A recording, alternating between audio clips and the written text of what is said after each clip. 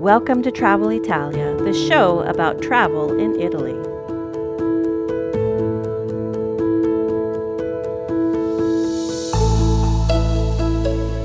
Ciao amici, welcome back to Travel Italia, your insider's guide to traveling smarter and more joyfully in Italy.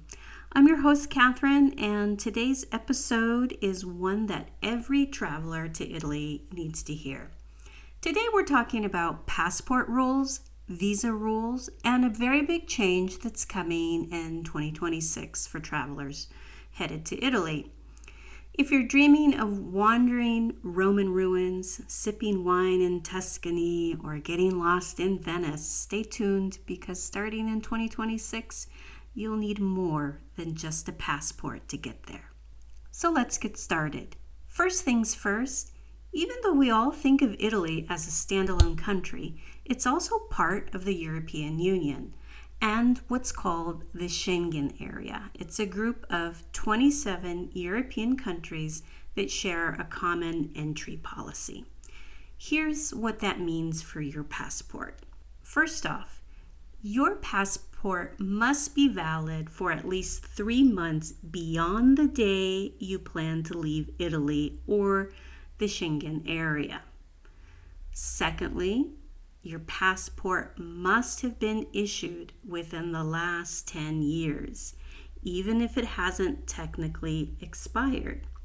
Now, this 10-year rule often trips people up. So if your passport was issued more than a decade ago, even by a few days, you could be denied boarding or entry into the country.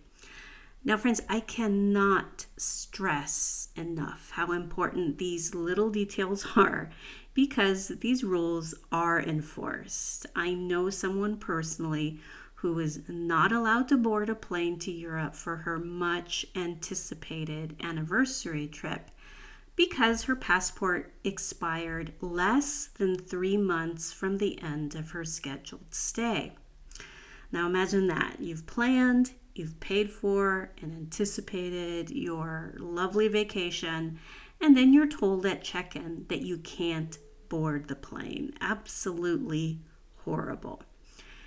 This is not just a slight delay. This means your trip will not happen at all, and to boot, there's no refund, and you're out thousands of dollars. So I share this with you, travelers, because it's super important. I urge you to check your passports and make sure your travel buddies are aware. My travel tip to you is to aim to renew your passport at least 6 months before it expires, just to be safe. Okay, so now let's talk about visas. Okay, if you're from the US, UK, Canada, Australia, New Zealand, or one of the other 60 visa-exempt countries, you can currently visit Italy or any other Schengen area country without applying for a visa. The visa is just automatically granted to you. You don't have to do anything. And you can stay for up to 90 days within a 180-day period. So you can, for example, fly into Rome, road trip through Puglia, then hop up to to Milan, and even visit other Schengen countries like France or Germany, all without needing to apply for a visa at the Italian consulate.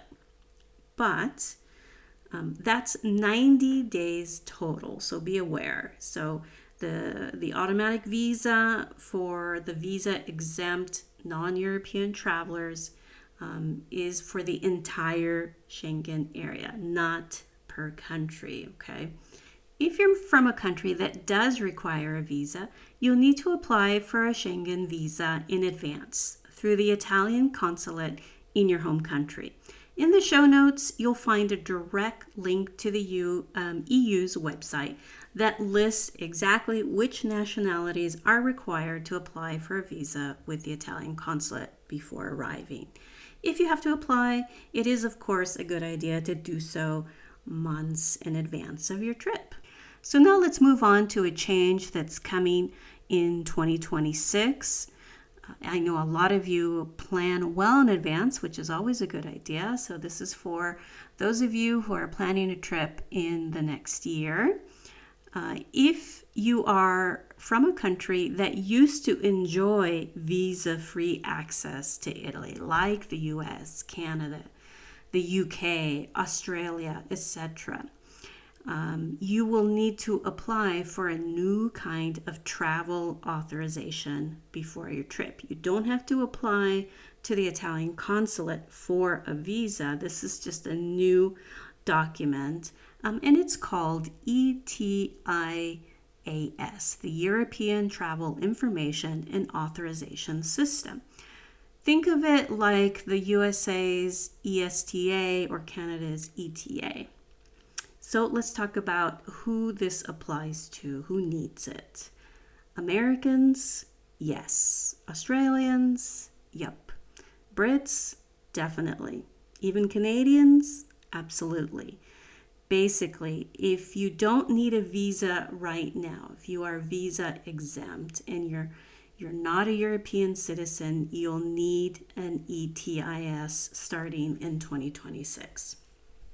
Now, the precise timing of this new policy when it goes into effect has still not been announced by the EU, and it's actually been delayed. It was supposed to take effect in 2025, but it has been postponed. Now, the EU website says, I quote, ETIAS is scheduled to be introduced in the last quarter of 2026. The exact date will be announced at least 6 months before the system enters into operation, end quote.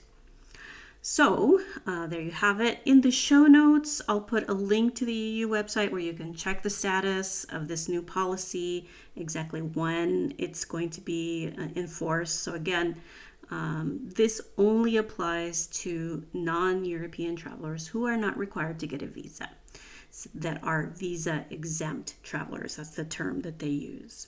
So look in the show notes for that link. So how do you go about applying for the new ETIAS document? Well, don't worry, this isn't a long and painful visa process. It's quick and fully online. Here's how it'll work.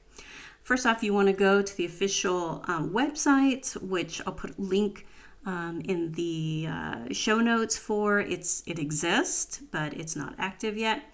Then you're going to fill out an application form, which will ask for passport details, contact information, basic questions about your travel, your background, and your criminal history. Then you have to pay a €7 fee for travelers under 18 or over 70. It's free. Then your application is then screened through the EU security databases. And in most cases, you'll get approved within minutes. Once approved, your ETIAS is valid for 3 years or until your passport expires. So if you make multiple trips within a short time period, it's not necessary to renew. So it gives you multiple entries, but still within the 90 days period. It doesn't extend your stay or overrule the Schengen rules that apply. So thankfully, this is an easy process you can completely do online. My tip to you is to print or save your ETIAS confirmation because you'll need to show it when checking in for your flight to Italy or at a passport control. Now, there may be a grace period initially, but that's a bit vague at this point, so better be safe than sorry. So again, this will start in the last quarter of 2026, according to the EU officials. We don't know exactly, but for those of you planning a trip for next year, I know you're out there, put this on your to-do list, and I strongly recommend doing it months in advance of your trip, not days or weeks. Okay, so to recap, you want to check your passport. Check your passport that it's valid for at least 3 months after your trip and was issued within the last 10 years. Also, know that as of now, 2020, this is July 2025, you can still enter Italy visa-free for up to 90 days, but only once every 180 days. So you can enter in Italy without having to do anything if you are what's called a visa from a country that is visa exempt. And again, I'll put that list in the show notes. And then finally, starting in the last quarter of 2026, you'll need to apply for the ETIAS, even if you're from a visa-exempt country. So again, take a look in the show notes for the links that I mentioned. So before you start booking trattorias and vineyard tours, make sure your travel documents are in order. It's easy to overlook, but vital for a smooth and happy trip. That's it for today's episode of Travel Italia. If you found this helpful, share it, leave a review, subscribe, and share it with your fellow travelers. Until next time, buon viaggio, and may your espresso be strong and your travel days stress-free. Ciao!